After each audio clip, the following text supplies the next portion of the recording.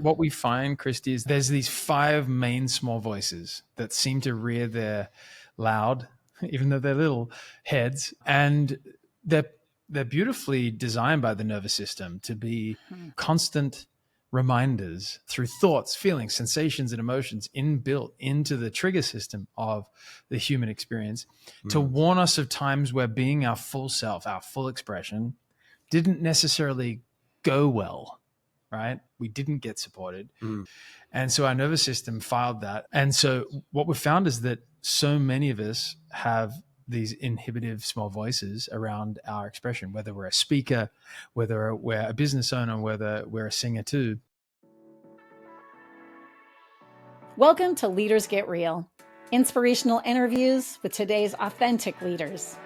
I'm your host, Christy Tonge, bringing you insightful interviews with leaders who are purposeful and passionate and who lead with authenticity and impact. My guests today are the Brothers Koren, Isaac and Thorald, Australian brothers who came to New York City as aspiring musical artists with big dreams. And they made it big, ultimately opening for bands like Pink and Coldplay, Bon Jovi and Rod Stewart and others.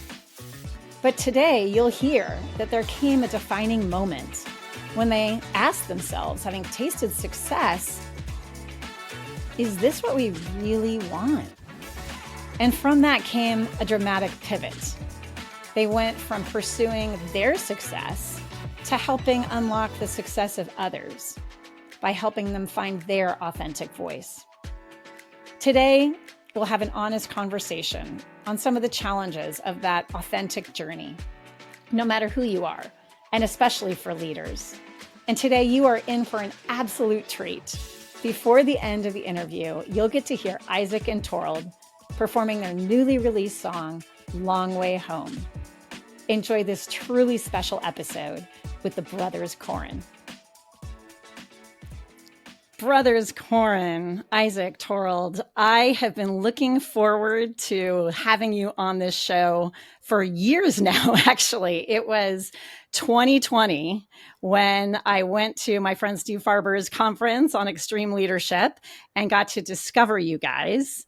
And I was so moved, number one, by your talent, but even more so because I'm passionate about authentic leadership, so moved by how authentic each of you are, and just like on another level in terms of what you model, what you embody. And so for years now, then COVID came in 2 weeks after that, and we went on lockdown.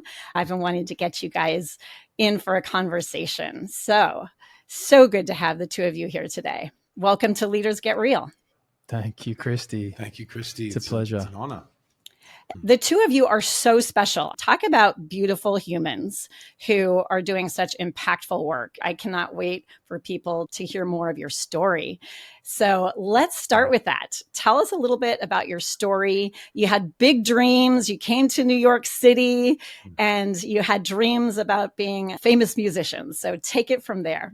Well, thank you so much. So generous of you, yeah, really, and so kind. Thank you for your words. And we started our work discovering our voices separately. We are brothers, of course, and we both found voice in different ways. And it wasn't actually until mine was much more of a kind of performing arts kid that found this connection between guitar and voice. And it was very much like a place I went to when our family fell apart.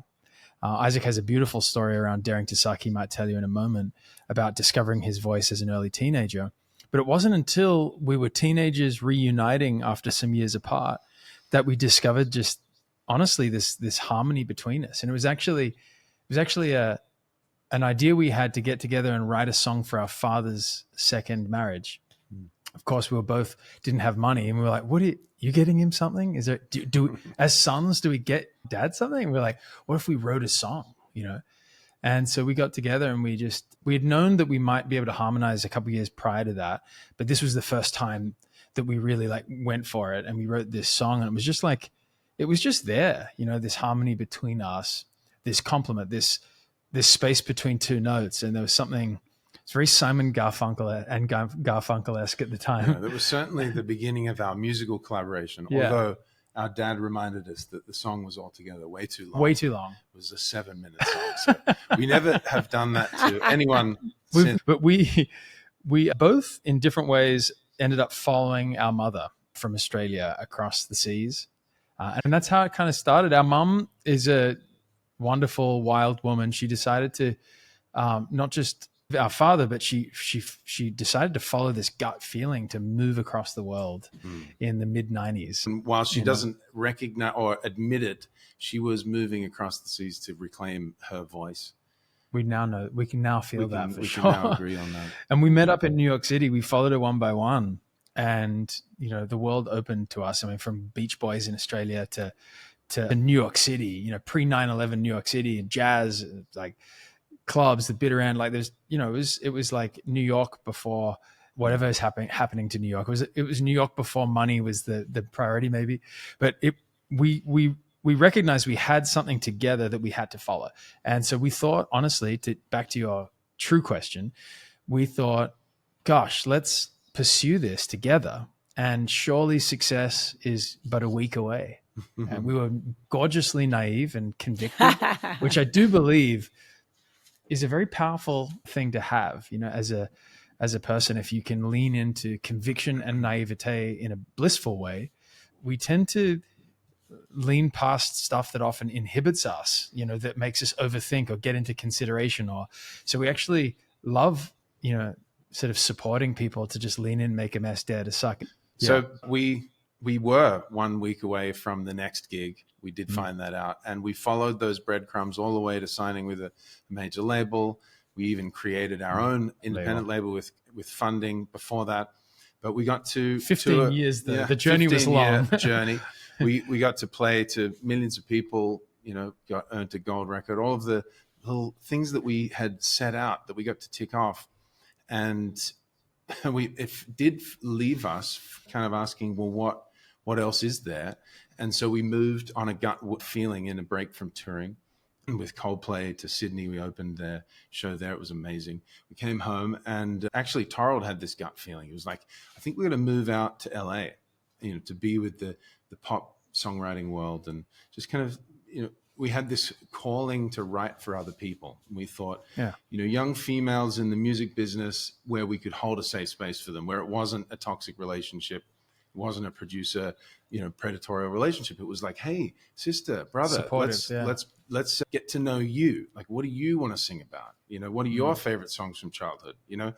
And because that matters, we found, for ourselves. So off we move our little young families out to LA, and within 6 months, we were already writing for insert famous person here.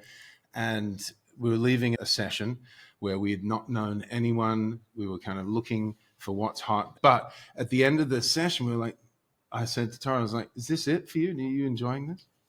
And we a little bead of sweat came down. And this was a disruptive moment in life, right? It was a breakdown upon a risk. You take a risk and then that you hit a breakdown, and you're like, what if it's not this? It's definitely no shit moment in a way, declaring a breakdown, saying, well, if it's not this, what is it? Because, we'd played the game for a long time, right, Christy? I mean, we started making these original songs, always transformational leaning. We found out we were trying to fit ourselves into the music industry, and we got quite far.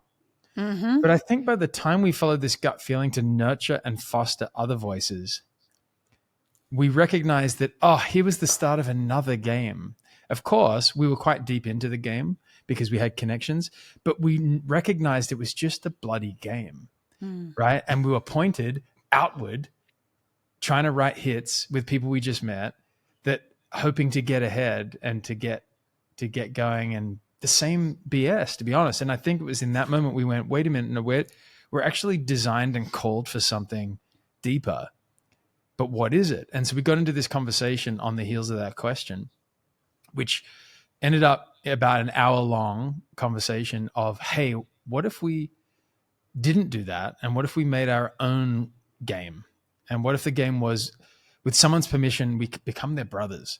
And over the course of multiple months, we get to know them through the creative, reflective mirror of adventure, into their voice, into what we call their musical cosmology and into the stories they'd yet to tell, both catharsis and mission message, what was really at the core of the human they were that might make the most amazing original music.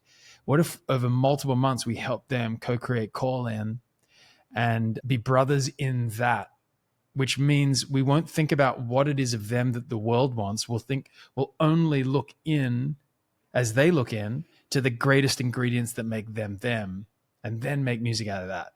That was our idea. We thought, wow, what a cool what if. And 2 weeks later, a fan of ours from DC, 17 years old, she wrote to us on Facebook, go figure, and she said, would you ever consider working with a first-time artist?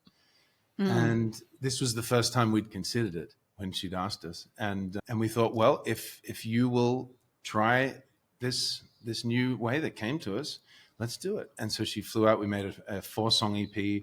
She went on to, not that this is important necessarily to us, but she went on to win the John Legend songwriting competition, debuted her EP at South by Southwest. But what it showed us was that there's this hunger in the marketplace, so to speak, for authenticity, for realness, for the creative process as we feel nature intended, which is messy first, trusting the naivete that Thorald brought up before, like trusting that first impulse. Why not? Yeah. And not asking what of me might work, but discovering what is you that already will work if we fan the flames of, if we plant in the soil of that is you. And so we just went one referral at a time, and this is us in our 10-year anniversary. We've had about 4 or 5 songwriters journeys in. We recognized that this was for anyone. And who do we know in the self-development transformation space? To be honest, the doors flung open. I love that. Grace, luck, timing. We felt like we made friends very fast, and we are now approaching 400 individuals to 1,500 songs, and it's a very intimate program that we've created, and still the same 10 stages we take someone on. So that gave birth to the work we do in the world now, and opened the door for us to recognize that music, song, and voice itself is at the core of leadership. And we started maybe 7 years ago going into companies, doing our experiential keynotes where song and voice is this medium of radical communication, innovation, and team connection of a radically collaborative nature, which is at the core of all ecology, right? Is at the core of all teams, all service, all product, is our ability to bring out the best in each other. And that kind of is where we cross paths with Steve Farber and yourself, who's also very much a stand for that. Yeah, well, I love your story. I mean, you're on this, big dream path, and you're making it big. I mean, you're opening for Pink and Coldplay and Bon Jovi and Rod Stewart. You're there, you've arrived. And then you have this pivot, this authentic moment for yourselves, and really discovered, your way home, I suppose you would call it, that you can help other people on that path of finding, their way home to their voice. And it's just so parallel. I mean, you've worked with so many musicians, and I know now you've worked with, many others, but the path of the musical artist in finding their voice is the same path for each of us as humans and as leaders, especially. So talk to us about that journey, because there's some hard parts to this journey. So you talk about small voices and finding our big voice. So tell us about that. Yeah, I guess we can share our story through encountering the small voices in ourselves. That might be juicy. We've never done that before. But I'll start. I was going to be a lawyer. I had no intention of singing.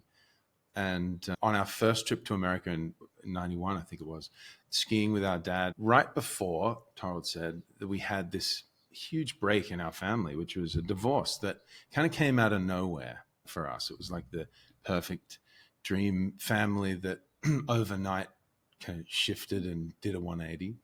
And our mother did have a change of heart where she recognized she had to leave the family and leave the country. So it was a big split. And right around that time, we were in America, and I heard a voice that said, "You will sing." And I thought it was a joke. And 6 months later, my best friend Yaniv, we were at a backyard party, and he asked me, he was playing the guitar, and he said, "Sing for me, Zach."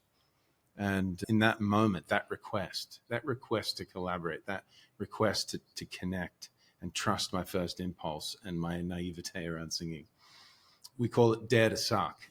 He invited me in that moment to dare to suck, and I trusted him and my voice in that moment for perhaps the first time. And I started singing. Okay, now take me there. Take us there. Yeah. We're in the backyard you just of like a party. broke out. Yeah. So, well, we're like in the backyard of a Sydney party. There's kids drinking beer. I'm 15, and Yaniv is playing the guitar, and I'll play piano. Okay. Maybe Yaniv right now is playing the piano, and he's playing a mean piano. And I'm just closing my eyes, really feeling it, like, wow, this guy's good. He's feeling it. And then he looks up at me with these wild eyes and said, "Sing for me, Zach." So I took a deep breath in, and I was like,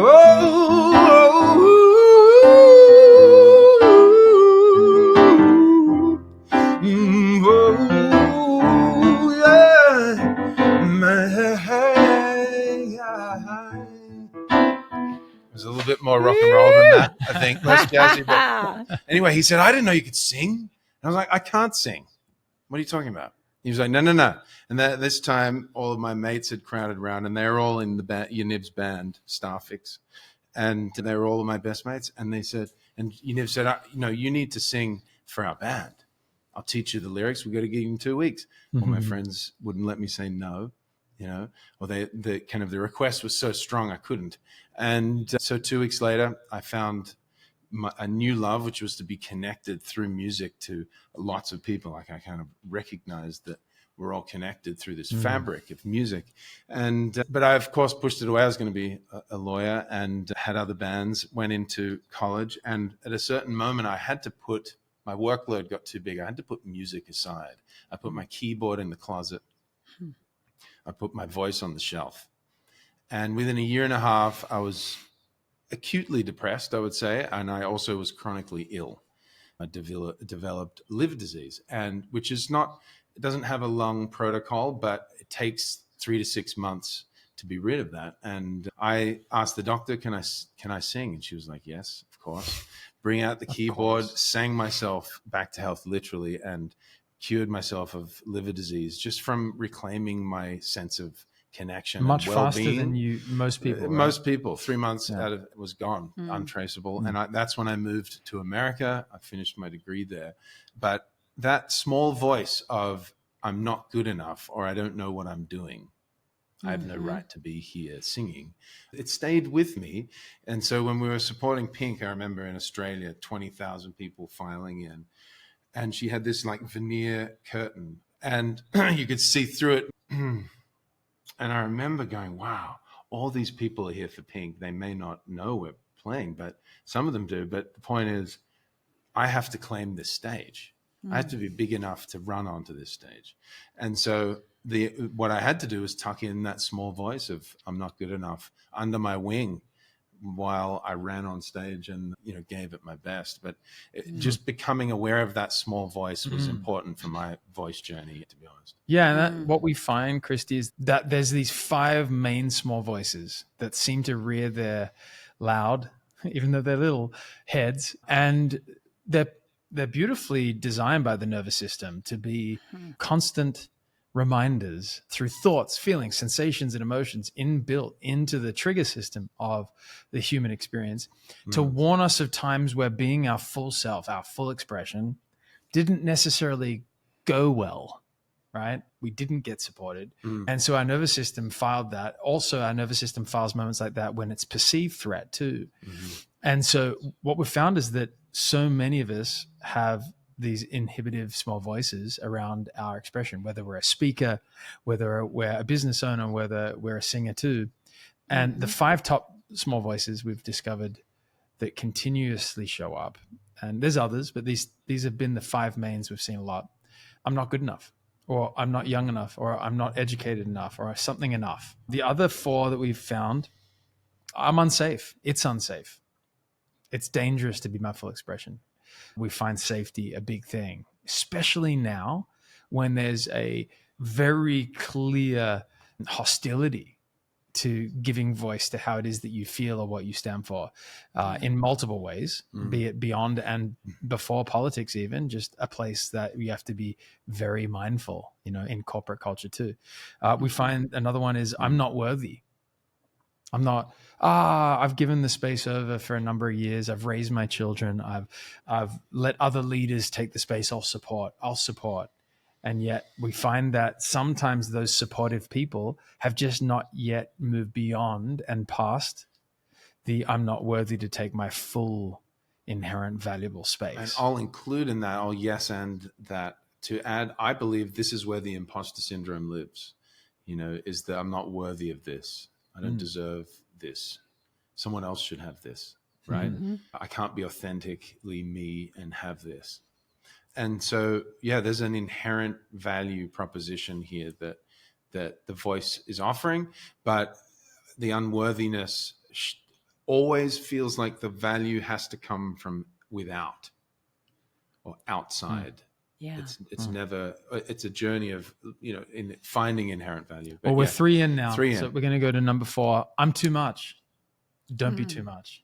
We find this is a huge Australian kind of national pastime. Tall poppy syndrome. So if you know anything about, if you're from Australia listening, or, it really comes from a colonial background of like fit in, unionize, be the same. You're all the same at the pub at the end of the day. We inherited it from the British, I'm sure. It's a chip on the old shoulder, but it's that place. So I'm too much. We find prevalent, not just in colonial countries, but we find it here in America too. We think it's at the core of many systems. And but not least is it's going to be perfect. Excellence or bust. A+, or I'll rather accept an F, which is of course a paradox.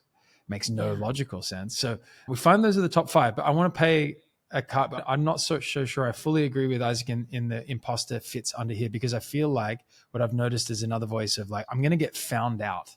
I'm in this role. I'm in this position. I'm leading this event, and someone's going to find out that I'm a fraud.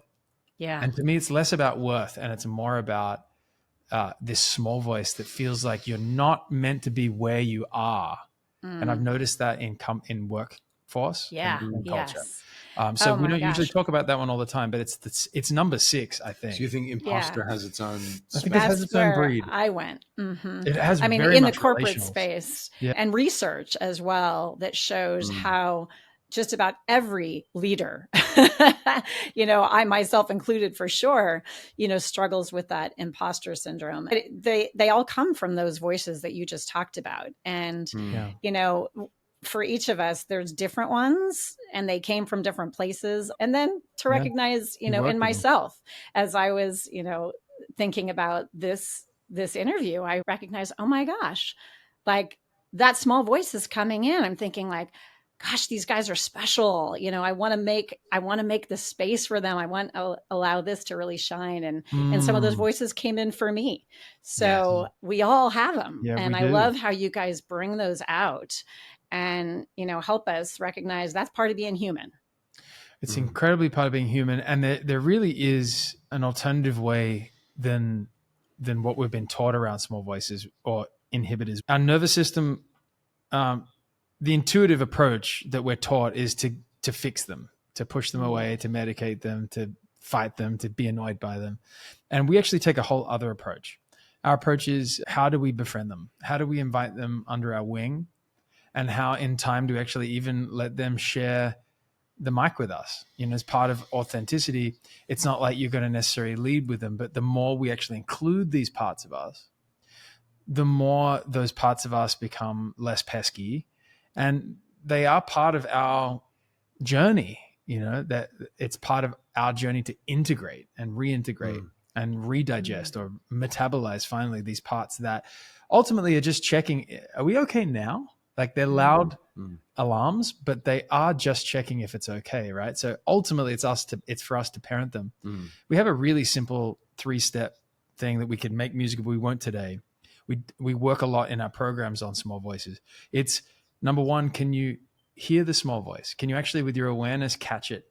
And because as soon as we hear it, we create just enough distance between us and the voice to recognize that it's not us.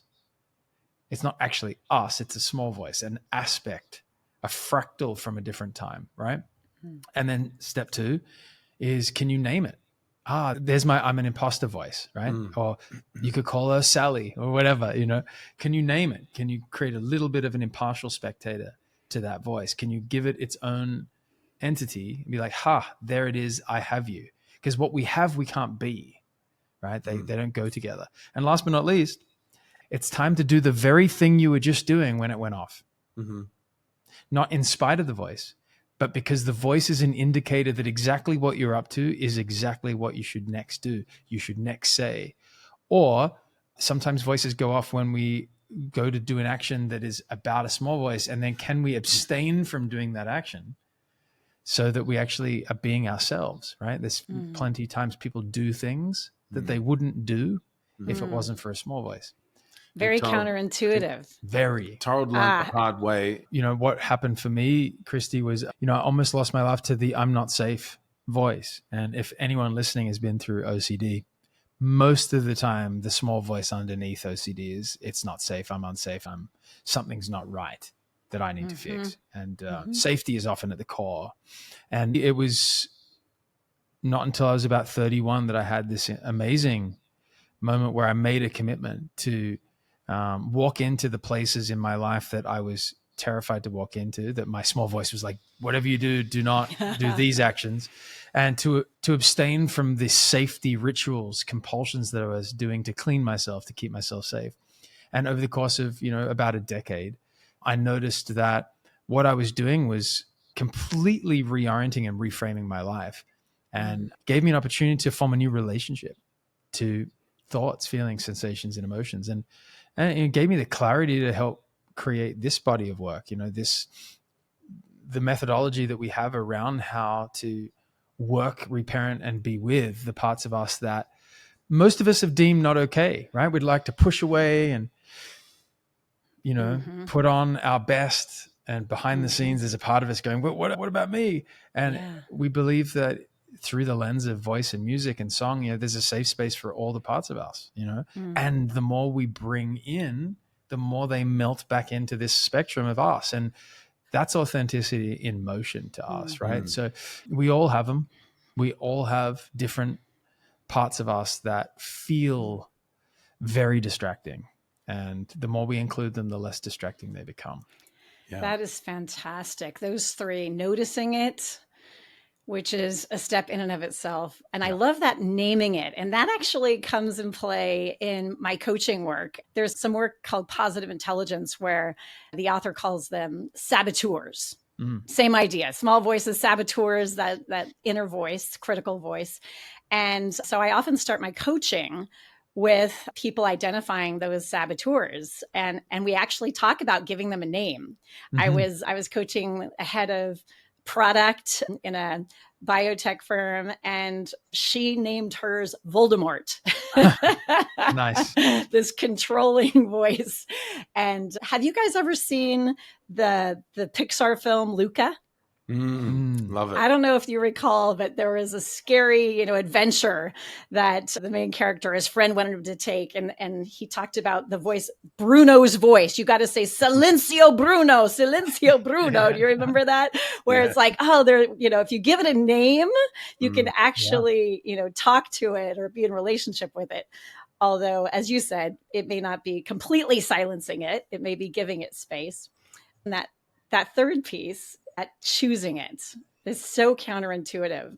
I was thinking of my husband and I. We've had this phrase throughout our marriage that is, sounds dangerous, count me in. It's sort of this not to do things that are truly physically dangerous, but certainly that chance to do something that's on the edge. So, Christy, we like to see that as following and tickling the edge where the part of us that goes exists, right? The is not hell no. It's just it's a bit scary, right? And if we can challenge, if we can play, if we can voice forward into those spaces, because we all have a blush point. We like to call it a blush point, where if we would just dare to do to go toward the we would blush. A part of us would be like, no, right? And what we've discovered is when people have practices going there, especially around their voice, that the liberation, the vitality, the wellness, the injection of confidence and the lifeblood, of who they are really comes forward over the edge of those, And it's not the hell no's. It's not the I don't want to. It's the I wish I could do the thing I want to do, but I'm feeling a bit scared. It's those areas that we can encourage each other to seek out. Yeah. And that is so relevant in the day-to-day at work. It isn't just like, leaders finding their voice and, going out on stage and presenting and some of that, but it's just the everyday stuff. And I find, leaders I'm coaching experience it all the time, confident people, but they're in that boardroom, they're in that, meeting with the senior team, and they've got the idea, or they've got, some clarity about what we're doing wrong here. And they're, about to say it, and then silence. Oof, yeah. And that small voice, that's what's going on. And you guys put a name to it. Well, tell us about, you've got some cool stuff that you do to help people to lean into their big voice. And you have some great phrases about dare to suck. Talk to us about a few of those phrases that help people to lean in. Yeah, well, dare to suck is really the fifth way of being in a series of ways that we understand why a lot of voices shut down, particularly in the workspace or in relationship, because they're hostile environments. They're not supportive. They're unsupportive by nature, or competitive, comparative, and not voice positive, we like to say. So daring to suck can be a hell no in most environments, understandably so, because we get why it triggers our survival system. In fact, 3/4 of the population of America, according to a 2023 study, have some form of glossophobia, some fear of being heard. So daring to suck, it's not an option. But we want to create a safe space. For us, there's 5 ways of being. First, for this inclusive space, is generosity. Can you be generous with what's coming out? And when it comes to singing, a lot of people don't like their voice. So it's a big ask being generous. So we ask, generosity as being, practically speaking, what's one thing you like, love, or accept about your voice or the ideas that are coming from you? The next one is curiosity. Can you find one, especially when you're singing, can you find one way in which you can say yes and to yourself, to yes and your own ideas instead of shutting them down before you share it in the boardroom? The next one is willing. Can you be, willing to have an experience, or willing to listen? Right? Often we're listening with another thought going in our head of what we're going to say next. Can you be willing to collaborate and really take in what someone else is saying? Not just wait to speak. Hesitating and ready, versus just ready to say the next thing. Yeah, exactly. And then, fourth is gratitude, or in awe. We find that gratitude is a doorway to, just always being in the right place and in right time and right relation. And then the fifth one is dare to suck, and being daring is something like Thorald said, is a choice. Even though my alarm system or survival system is saying, don't do it, you'll be fired, or you'll be laughed at, embarrassed, ostracized, made wrong again. Daringness in particularly in a safe space is worth it. It's totally worth, having that, going against the survival impulse. And particularly when it comes to singing, we find that daring to suck is pretty much everything. Ultimately, like the gateway. Like me, when Yaniv said, "Sing for me," I didn't say. I just responded. That was it, yeah. And dared to suck. And we need each other. Actually, I think it's great what Isaac's saying, because we need to be requested as well. I would say great leaders know how to request their teams. That's like a, a great leader doesn't just speak to, their employees and have those actions coordinated. They ask great questions too, right? They want to listen back to a great question that's been asked. And it's the same. I think it's the power of requesting, right? And so when someone requests your voice, then we can then make the choice to go, all right, I'll dare to suck. And practically speaking, here's daring to suck. letting that next authentic, in this case, idea, sound, share, come past your lips and to be born into the space.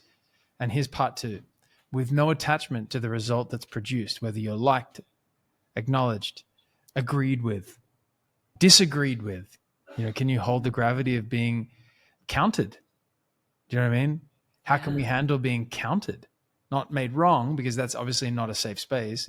Hopefully we're, as leaders, creating, voice positive places where we can be in disagreement in an ethical way and find midpoint, or even just not find midpoint, but certainly not be wronged for it, right? But so many of us are yet to dare to suck in fear of being wronged versus letting that next share come past the lips with no attachment to the result it produces. And we've found in the medium of music and in company cultures we've got to work with already so far, that the opposite generally occurs. When someone from home in their body shares who they are powerfully and contributes, it's over the course of time, regardless of the agitation it causes, eventually celebrated, eventually remarked upon, if you will. Yeah. Now, when you think about just the workplace day to day, and everything's about more productivity, more efficiency, stress and pressure and so on, it's so easy to see environments where the voice and the creative process gets squeezed out. Now, you guys also use the phrase make a mess or say yes to the mess. And so talk about where that fits in when it comes to, environments where there is such a pressure sometimes to like, get it right, don't be wasteful, be efficient, and so on. But what does that look like? And especially, how can a leader create the environment where people can make a mess sometimes and they can dare to suck? Wow, it's a great question. Yeah. Well, we like to see that every project you start, every deal you begin, every relationship that's new, there's a creative process to it. There's a moment where all is possible in a way, or at least the most number of things are possible, where it's like, okay, I've been asked to start this new thing. I got to start from scratch, right? In that moment, we tend to go to having a plan and following it and executing it based on expected outcomes. There's a moment in which we suggest in the beginning of the creative process to give yourself space for downloading, a space where at least more is possible, if not everything is possible, where you can say yes and yes and yes and yes for your ideas and dare to suck.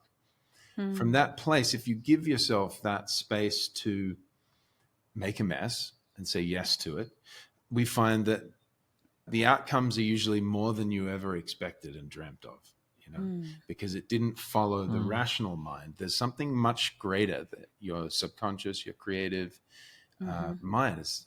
The logical front brain is really just the tip of the iceberg of your brilliance. So we suggest in the beginning of any creative project, which can include, even if you love color coding spreadsheets, that's a creative act. We suggest, disrupting some of those patterns so that you can feel more creative, more in charge of your choices that you make. So opening up.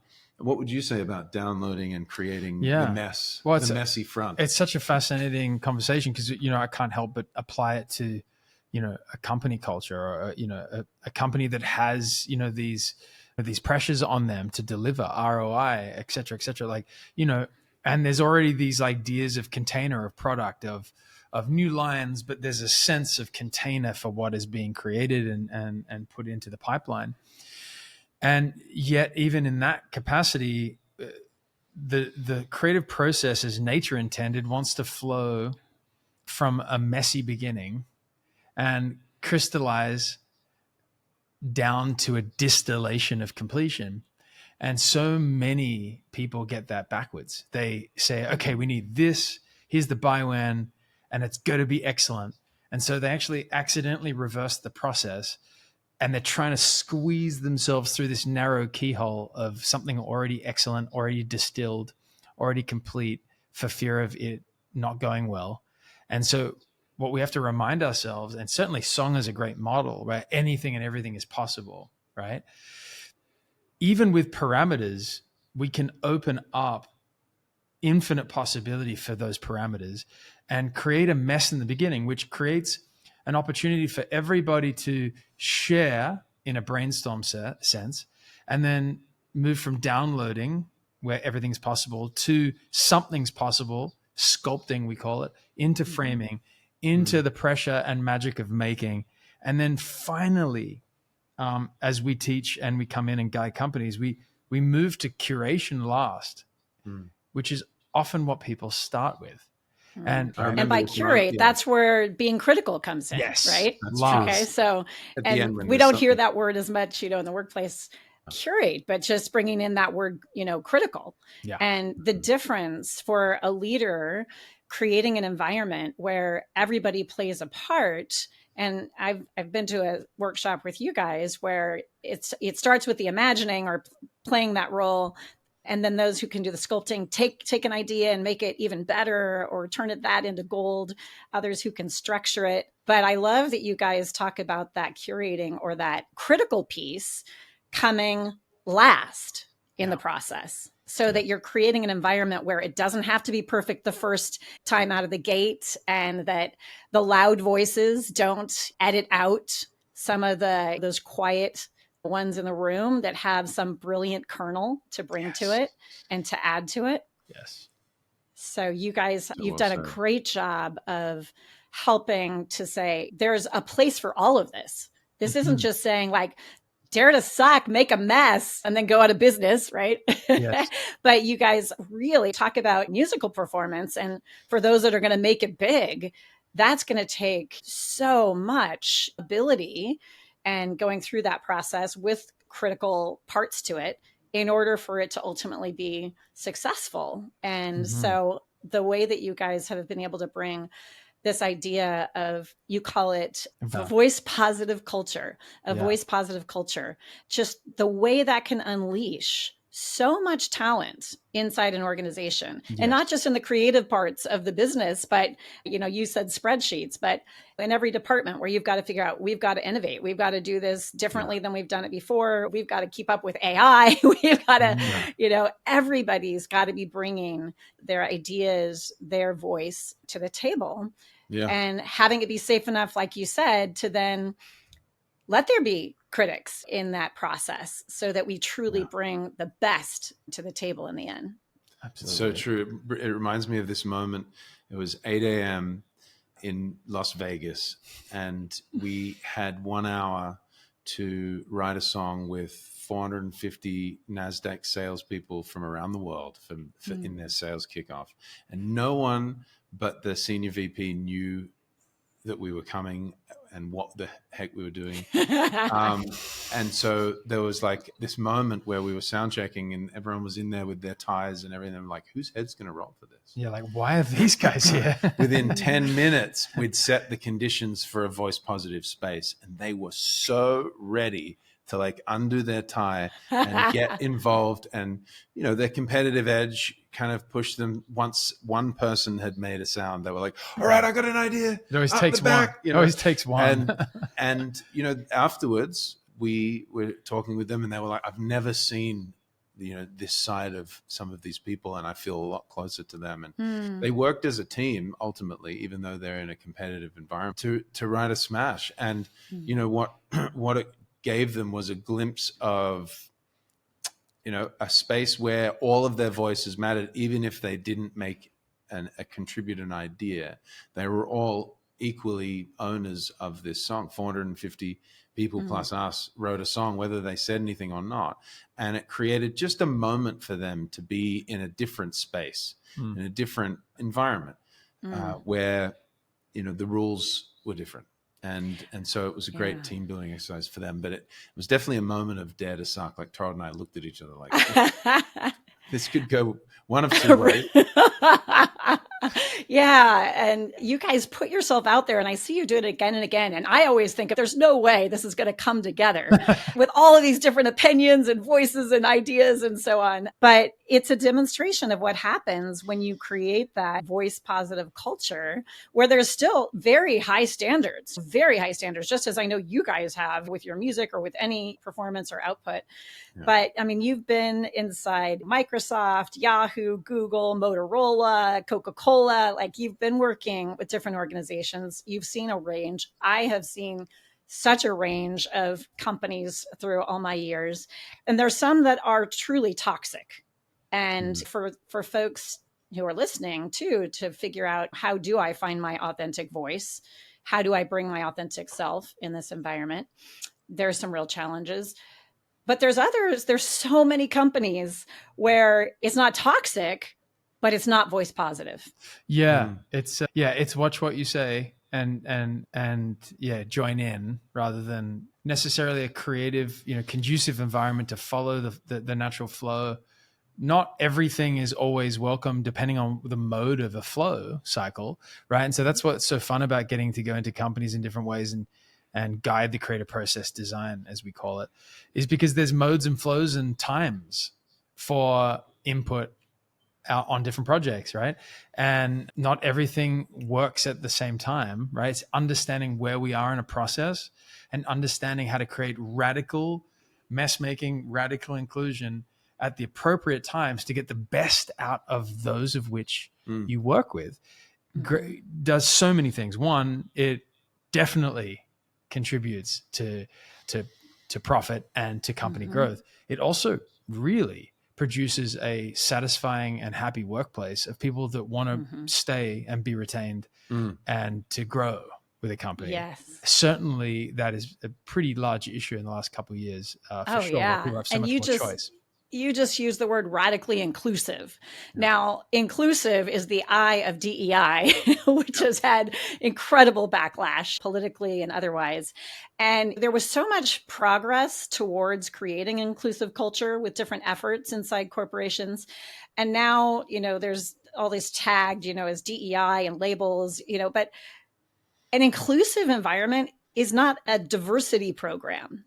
It's actually what masterful leaders create in order to bring about, like you said, creativity, innovation, productivity, collaboration.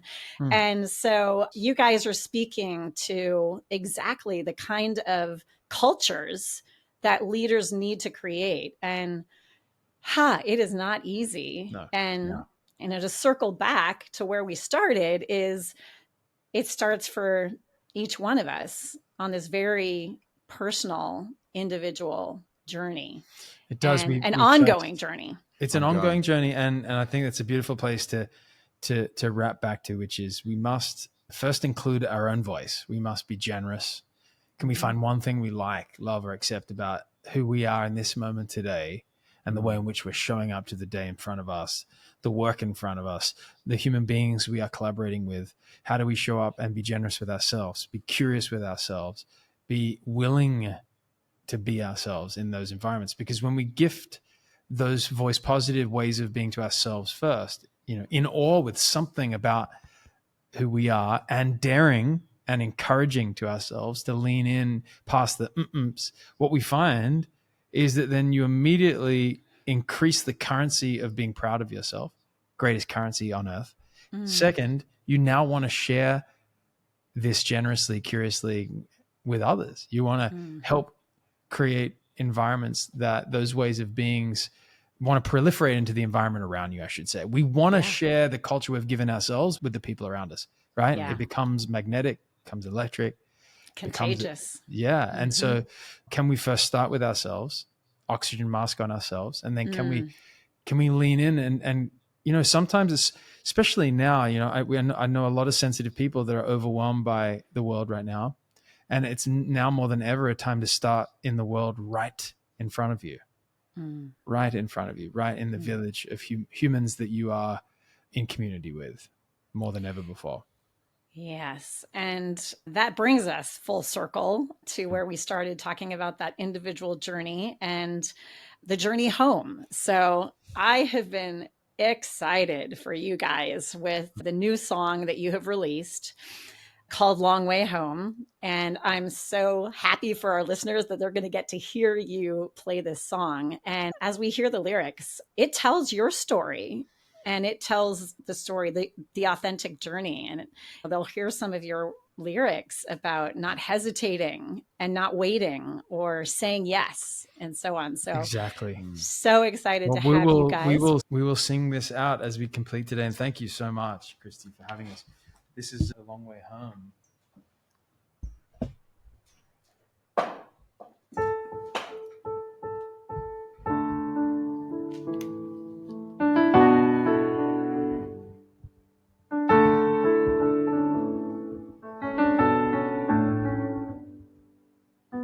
I never thought I would make it on my own. I took the long way home. I never thought I could fill this hole. It hurts to say I took the long way home. And I feel I've strayed. I took the long way home, but I'm home. Ooh.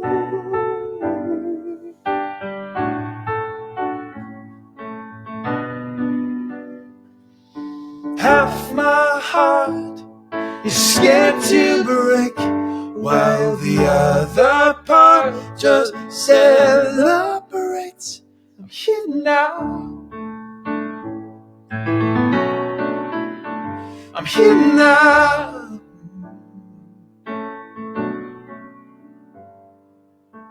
I felt so little as I grow old. It hurts to say I took the long way home. I tried so hard to be well known. It hurts to say I took the long way home. Yeah, I feel I've changed. I took the long way home, but I'm home.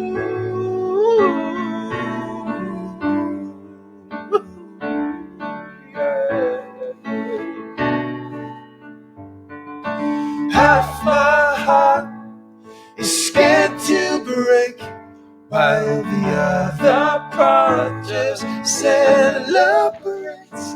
I'm here now. I'm here now.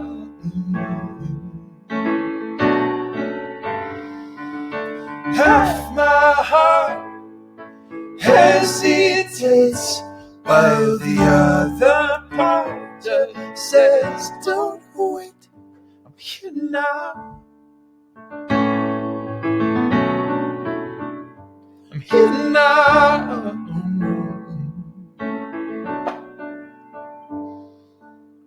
We were made for this moment.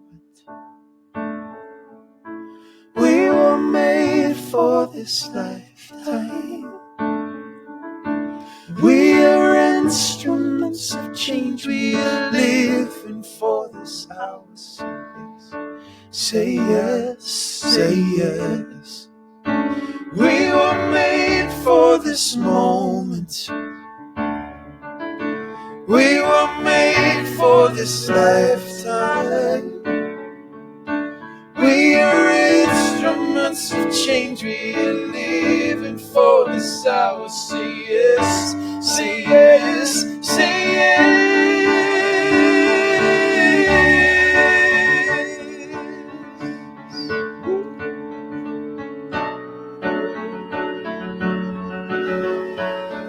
We're instruments of change. We are living for this hour. Say yes, say yes, say yes.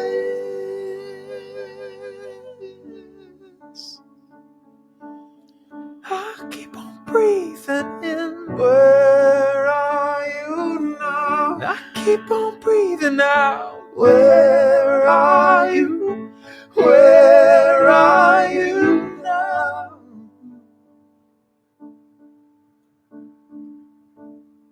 I never thought I would close your eyes. It hurts to say you took the long way home. I never thought I could lose you twice. It hurts to say it took the long way home, but I see your face on the long way home. It's worth the wait, the long way home.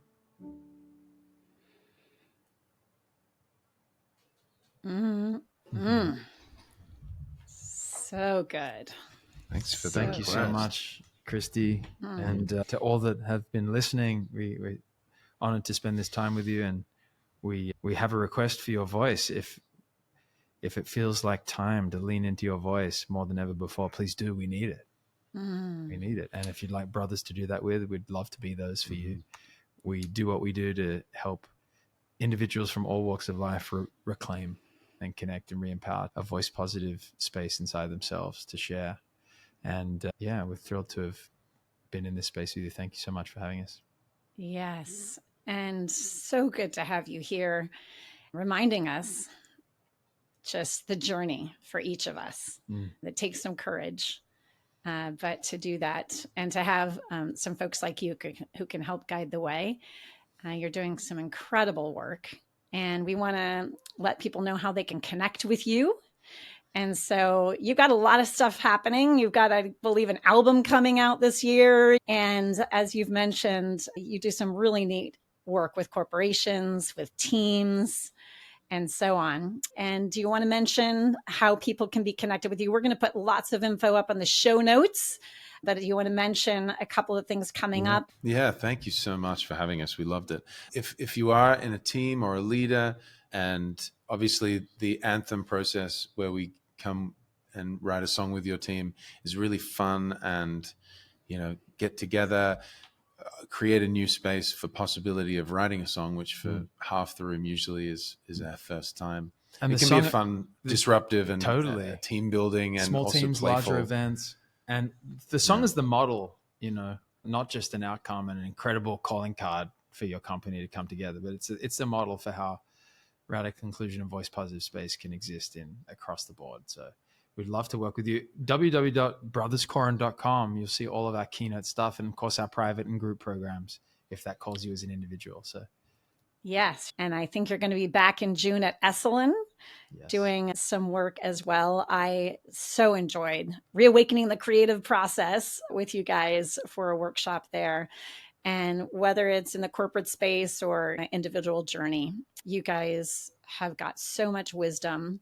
You've lived it, of what it means to be on this journey, and you are making such beautiful space for others to find their voice too, and find their way home to their authentic place.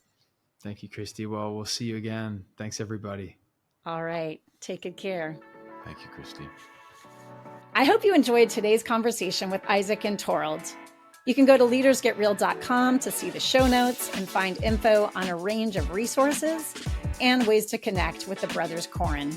You can also go to leadersgetreal.com to sign up for alerts about new episodes and to find compelling interviews by leading authors and authentic leaders.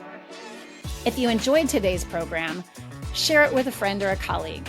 You can find Leaders Get Real in video on YouTube and at your favorite podcast apps. And to help spread the word, please like and follow on LinkedIn, iTunes, and Instagram. Thanks so much for listening. And until next time, be you and be extraordinary.